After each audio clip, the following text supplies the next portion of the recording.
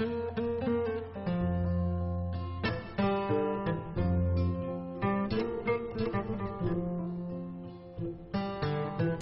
il faut pas qu'on fasse l'amalgame. Parce que ce n'est pas la manifestation qui est relative à la réalisation du village artisanal. C'est la manifestation qui était relative à une délibération qui avait été donc prise en octobre par le conseil municipal. Et cette délibération donc avait décidé d'une hausse du loyer des boutiques qui sont en face de la place de la Nation. Je dis bien les boutiques qui sont en face de la place de la Nation. Parce que j'ai entendu les commerçants dire après que c'était les boutiques du marché. Il n'en est absolument rien. C'était tout simplement pour que les gens puissent le suivre. Il faut être honnête, c'est une information qui n'était pas juste. Nous parlions, je parle du conseil municipal qui a pris une délibération.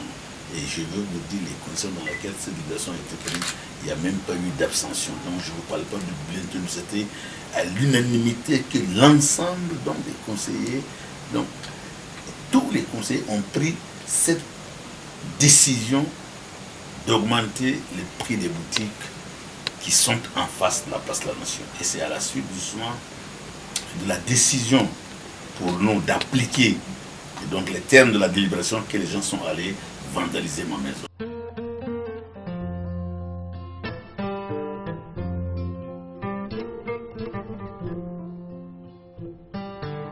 Mais la suite, il n'y a aucun problème. Moi, j'ai déposé plainte auprès du procureur. Donc, ça suit donc son cours normal. Donc là, c'est clair et c'est net. J'ai déposé une plainte et une enquête sera donc diligentée. Et naturellement, vous aurez la suite du verdict. Voilà, en ce qui concerne donc les vandales qui sont venus s'en prendre à mon domicile.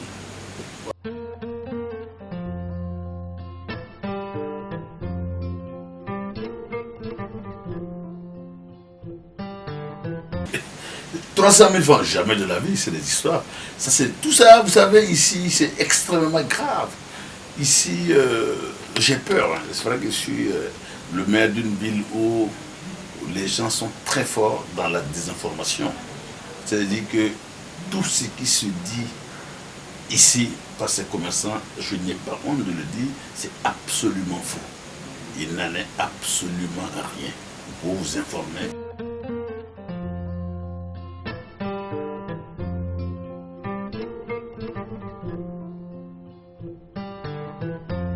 Je ne sais pas moi qui ai attribué les boutiques. Vous savez, il faut bien qu'on se comprenne. Bon, ce n'était peut-être pas le sujet aujourd'hui, ce n'était pas le sujet des boutiques, mais je vais vous expliquer. C'est le COJES du lycée qui avait un projet de construction de boutiques tout autour du lycée. C'était surtout pour en faire donc une clôture, parce qu'effectivement, ce lycée qui n'est pas communal, c'est un lycée donc national. C'est un lycée qui appartient donc à l'État, mais il faut reconnaître que depuis 40 ans, il n'y a pas de mur. Alors, le COJES du lycée avait donc prévu faire un mur. Pourquoi est-ce que je me suis mêlé de cette affaire? Je vous explique. Parce qu'il y a un opérateur économique qui avait construit dans un premier temps des petites boutiques pour des commerçants parce qu'à l'époque, on lui avait attribué une parcelle pour en faire une station. Alors aujourd'hui, il a amené un autre projet, à savoir la construction d'un centre commercial. Vous savez, à Olivia, manque énormément de réalisation. Nous n'avons même pas de bonnes salles de conférence. Alors c'est un projet pour moi qui est vraiment innovant. Et moi, en tant que maire, nous avons décidé donc de l'aider.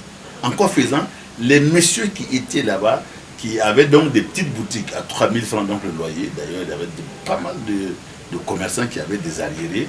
Alors moi, je leur ai proposé de les délocaliser dans les deux marchés secondaires, à savoir le marché du 13 et le marché du 10. Vous comprenez bien? Et l'homme d'affaires qui veut construire donc le centre commercial a donné 10 millions, à savoir 200 000 francs à chacun des 50 commerçants. Alors, écoutez-moi bien, il y a des commerçants qui m'ont approché, qui ont dit que le lycée Yadega avait un projet de construction de boutique, qu'ils sont intéressés.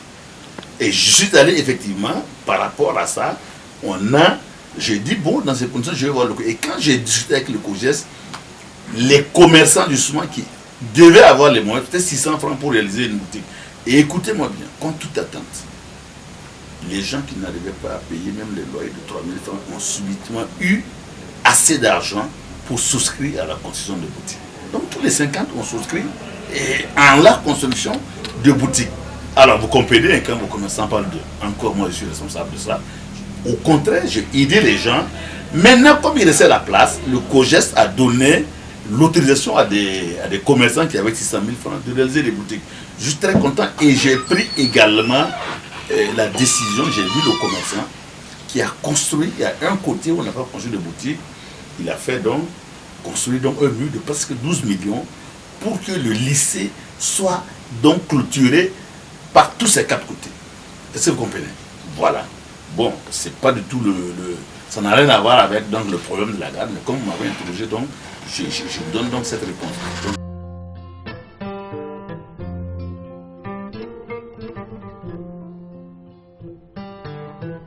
Donc, non, j'ai été attributaire de la parcelle en 1999. C'est pas 2009, hein?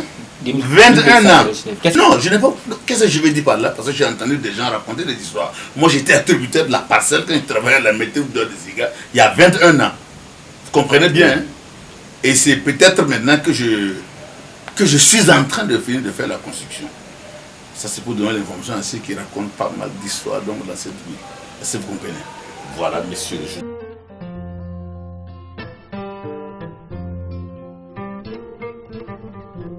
Non, il n'y a pas de problème parce que d'abord, c'est une manifestation qui n'est pas légale. Aucune demande n'avait jamais été adressée à la commune. Donc, je vais vous dire la vérité, c'est illégal. Depuis que je suis maire, il n'y a pas quelqu'un qui a envoyé ici et qui a demandé l'autorisation de marché et puis je refusé. C'est démocratique, c'est normal. Mais les commerçants se sont levés, ils ont fait ce qu'ils voulaient. Ils n'avaient aucune autorisation. D'abord, c'est illégal. C'est vous comprenez. Bon, maintenant, qui ne trouve pas quelqu'un, moi, je suis à Ouaga. Ma première jeune, je crois, elle devait être à une réunion. Donc bon, c'est pas un déficit de communication, c'est même bien qu'ils ne trouvent personne. S'ils avaient fait une demande, ils demandaient l'autorisation de marché, ou bien ils avaient fait une demande pour rencontrer le maire. Voilà mon responsable donc de protocole. Moi, j'allais être là. Alors quand des gens racontent des histoires qui sont venus me trouver, attention, la mairie quand même aussi, c'est vrai que c'est différent du grand marché. On ne se lève pas comme ça, on marche, on rentre et puis on sort. Non. Si vous voulez me voir, voilà, c'est lui qui s'occupe donc du protocole. Vous venez, vous écrivez, et puis moi, si j'ai le temps, je vous reçois. Si je n'ai pas le temps, le jour où vous voulez, mais je vous donne un rendez-vous. Si vous voulez, vous venez. Si vous ne voulez pas, vous ne venez pas. Personne ici ne vient demander audience et on va le refuser. Alors quand les commerçants, parce qu'effectivement, j'ai entendu dire qu'ils ont venu 2 fois, c'est n'importe quoi ça. Et c'est à vous de voir, hein. C'est n'importe quoi. La marche est illégale. Si vous comprenez. On vandalise ma maison. C'est pour vous dire que c'est extrêmement grave. Bon, il y a pas mal d'autres informations, mais je dis que ce n'est pas l'occasion donc de dire, mais vous reviendrez et puis ensemble, on va décortiquer et je vais vous dire, parce que je suis obligé de vous donner certaines informations même par rapport aux boutiques, pourquoi le conseil a été franchement pas obligé. Le conseil a trouvé une très bonne initiative en demandant l'augmentation donc de ces boutiques. Est-ce que vous comprenez? Et pour vous parler un tout petit peu de ça, parce que j'ai vu les commerçants, ils m'ont écrit une lettre ici qui a l'insécurité et puis à la Covid, que leurs affaires ne marchent pas. Je suis d'accord. C'est vrai que l'insécurité et puis la Covid ont fait que beaucoup de commerçants, beaucoup d'entrepreneurs ont des difficultés. Mais je vais vous dire la vérité, il n'en est rien de ceux qui occupent les boutiques de la place de la Nation. Des boutiques, ils ont un contrat avec la mairie.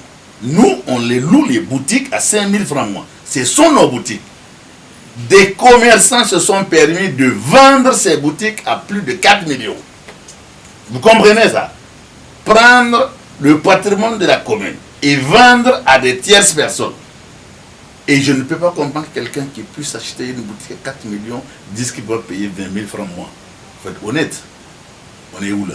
C'est pas possible ça. Ce n'est pas possible qu'on puisse enlever 4 millions, acheter une boutique et qu'on dise que 20 000 francs c'est cher. Non. Ça veut dire quoi? Je vois, il faut qu'on soit honnête. Et ça, tout le monde le sait ici. Tout le monde le sait ici. C'est des commerçants qui sont venus me dire. Je n'invente rien. C'est lors d'une réunion, quelqu'un m'a dit qu'on a acheté une boutique à plus de 4 millions. Et d'ailleurs, ses camarades ont voulu le frapper à la réunion pour que vous dites au maire qu'on a vendu donc les boutiques à 4 millions. Est-ce que vous comprenez? Alors, Dites-moi, monsieur le journaliste, quelqu'un qui prend 4 millions, qui achète une boutique, qui n'appartient pas au vendeur, quelqu'un qui a un contrat de location, il n'a pas le droit de souiller, mieux il va jusqu'à vendre la boutique. Quand même. Et après, on va vandaliser donc mon domicile. Je ne sais pas. Je ne sais pas, franchement, on se croirait sur la lune, quoi. Parce que ça, je ne sais pas à quoi vraiment, franchement, ça peut tourner cette histoire-là. Vous êtes d'accord avec moi que c'est un peu étonnant, hein, cette façon de faire. Mais qu'est-ce que vous voulez, c'est comme ça, bon. C'est comme ça, souvent, la gouvernance dans nos villes, c'est pas facile. En tout cas, ici, vous tous, vous avez vu que c'est pas facile.